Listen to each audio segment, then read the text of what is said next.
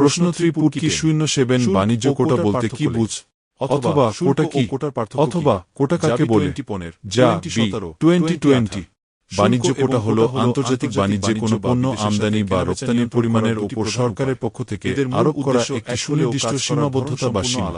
সহজতম ভাষায় বলতে গেলে একটি দেশ বিদেশ থেকে কোনো জিনিস কতটুকু পরিমাণে কিনতে পারবে বা দেশের বাইরে কতটুকু বিক্রি করতে পারবে সরকার যখন তার একটি সর্বোচ্চ সীমা নির্ধারণ করে দেয় তখন তাকেই কোটা বলা হয়। এটি মূলত একটি দেশের বাজারকে নিয়ন্ত্রণ করার এবং নিজের দেশের কোম্পানি বা শিল্পগুলোকে বিদেশের বড় বড় কোম্পানির প্রতিযোগিতার হাত থেকে রক্ষা করার একটি কৌশল। কোটার মাধ্যমে সরকার সরাসরি সংখ্যা বা টাকার অঙ্কে জানিয়ে দেয় যে এর বেশি পণ্য দেশের ভেতরে আসবে না বা বাইরে যাবে না। একজন নতুন শিক্ষার্থীর জন্য বিষয়টি এভাবে বোঝা সহজ। মনে করুন আপনার এলাকায় অনেক আম চাষী আছেন যারা আম বিক্রি করে জীবন চালায়। এখন যদি বিদেশ থেকে প্রচুর পরিমাণে কম দামি আম আপনার বাজারে ঢুকে পড়ে তবে আপনার এলাকার চাষিরা লোকসানে পড়বে। তখন সরকার নিয়ম করে দিল যে এই বছর বিদেশ থেকে সহস্র কেজির বেশি আম আনা যাবে না। এই যে সহস্র কেজির একটি সীমা বেঁধে দেওয়া পারবে না, এটাই হলো কোটা। এর ফলে বিদেশের আম ইচ্ছে করলেই বাজারে সয়লাভ হতে পারবে না এবং আপনার এলাকার চাষিরা শান্তিতে ব্যবসা করতে পারবে। ঠিক এভাবেই আন্তর্জাতিক বাণিজ্যে পণ্য বা মালের আনাগোনা নিয়ন্ত্রণ করার জন্য কোটা ব্যবহার করা হয়। প্রদত্ত উত্তরের আলোকে বাণিজ্য কোটা 10টি সহজ ও বিস্তারিত গুরুত্বপূর্ণ বৈশিষ্ট্য নিচে নাম্বারিং করে আলোচনা করা হলো। 1. বাণিজ্যের সুনির্দিষ্ট সীমা নির্ধারণ। কোটার সবচাইতে বড় বৈশিষ্ট্য হল এটি আমদানি বা রপ্তানি করা পণ্যের ওপর একটি নির্দিষ্ট সীমা আরোপ করে। সরকার আগে থেকেই জানিয়ে দেয় যে একটি নির্দিষ্ট সময়ে কতটুকু পণ্য বাজারে আসবে বা বাজার থেকে বাইরে যাবে। 2. পরিমাণগত বা প্রত্যক্ষ কোটা। যখন সরকার পণ্যের সংখ্যার উপর ভিত্তি করে সীমা নির্ধারণ করে দেয় তখন তাকে প্রত্যক্ষ কোটা বলে।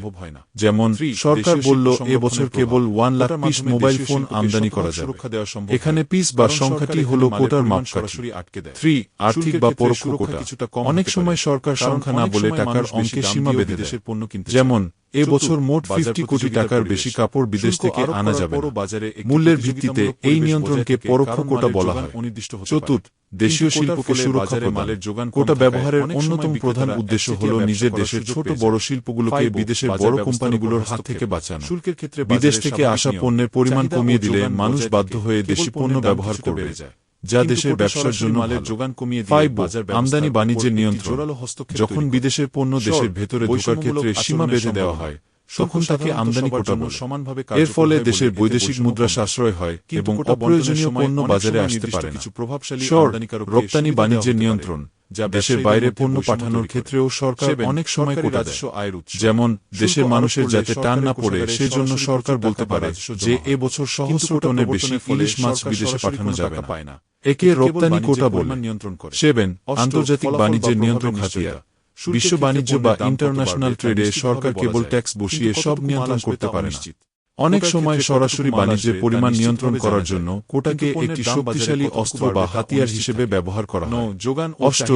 নির্দিষ্ট সময়ের জন্য কার্যকর। কোটা সাধারণত চিরস্থায়ী হয় না। এটি একটি নির্দিষ্ট সময়ের জন্য, যেমন 1 বছর বা 6 মাস দেওয়া হয়।